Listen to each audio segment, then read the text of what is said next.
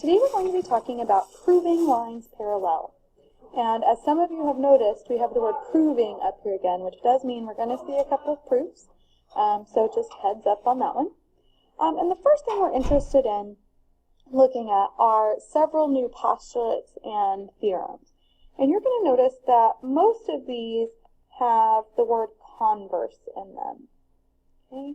And so our first one is the converse of the corresponding angles postulate.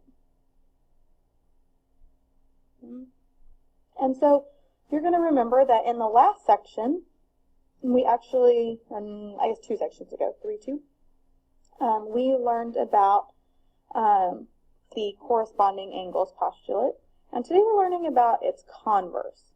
So one of the things that you're going to notice is that we are switching things up here. So we talked about converses way back in chapter 2, right at the beginning, and we said the converse switches the hypothesis and the conclusion. And so that's what we're doing here. So on the original corresponding angles postulate, we said if you have 2 lines cut by a transversal and you have 2 corresponding angles, so they're in the same position, then if they tell you that these lines are parallel, then you'll know that the angles are congruent. Okay, so the original postulate said if they tell you that the lines are parallel, then you'll know that those 2 angles are congruent. Okay, that was the original postulate. This time we are going backwards. This is the converse. So we're switching those 2 things around. So now we're saying if you know that those 2 corresponding angles, okay, are congruent, then you're going to know that the lines are parallel. Okay, so we just switched them around. So now, if they tell you that this angle is 118 degrees and this angle is 118 degrees, then you would know these 2 lines are parallel lines. Okay? And we're actually going to have the converse of all of our postulates there. So let's look at a couple more. So we had the alternate exterior angles. And we're going to have the converse of this one. So the alternate exterior angles theorem converse. And it doesn't matter if the converse is at the beginning or the end. They're going to mean the same thing. Just some were named one way and some were named the other. So originally we said if you have parallel lines, okay, then you're going to have your alternate exterior angles are congruent. Okay, so this was original. Our converse is saying, if you know that the angles are congruent, so you have congruent alternate exterior angles, then you're going to know that you have parallel lines. So again, do you see how we just switched those up? Okay.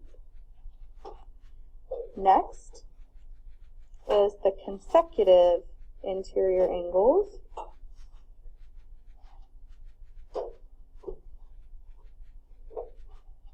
And this is the converse that we're interested in today. Oops, I ran out of room there. Try again. So originally, we said for this one, if you have parallel lines, then you'll know that these consecutive interior angles are supplementary. Remember that supplementary means that they add up to 180. Okay? So now the converse says we're going to switch those around. So now if we know that our consecutive interior angles are supplementary,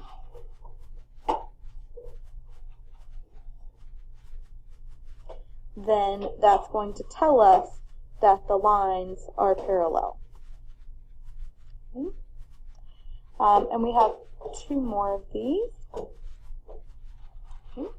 Next is the alternate interior angles converse.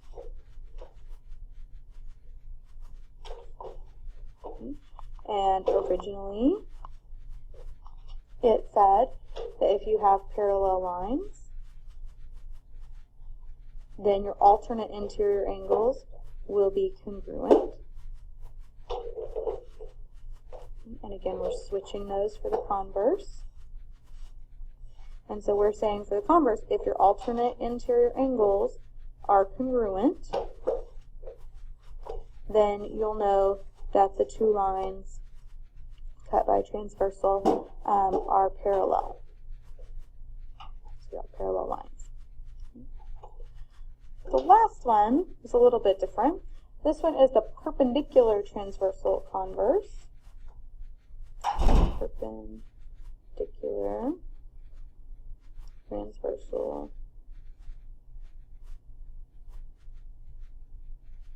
converse.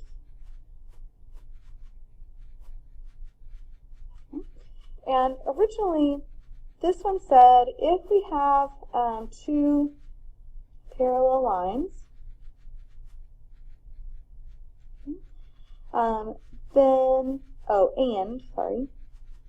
and we know that one of those lines is perpendicular to the transversal,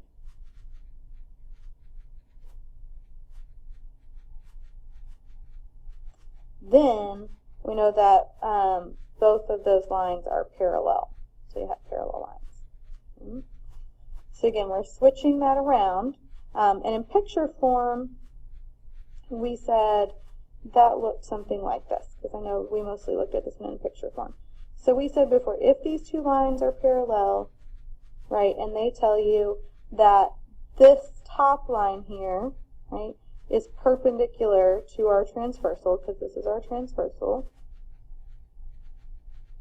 okay, then we know the second line also has to be perpendicular to that transversal. Okay, so our converse, again, is switching those around. Okay. And so this time, we're saying, okay, if you have two lines and they are perpendicular to the same line,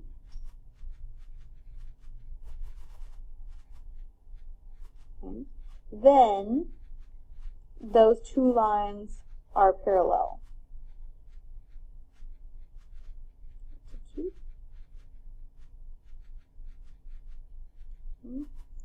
And so the way that looks, I'm going to have to erase my previous picture, sorry. I don't have room otherwise. So the way that that's going to look is going to be, if I have two lines and they tell me these two lines are both perpendicular to the same line, okay, then I know that these two lines have to be parallel to each other. Okay, so that's what it looks like as a picture. Okay. So this will be our last section for regular geometry. So we won't cover 3-6. We will briefly touch on it when we come back from Thanksgiving, just so that you're not missing anything in there. But this is actually the last section here. So thank you very much, and I hope you have a lovely afternoon.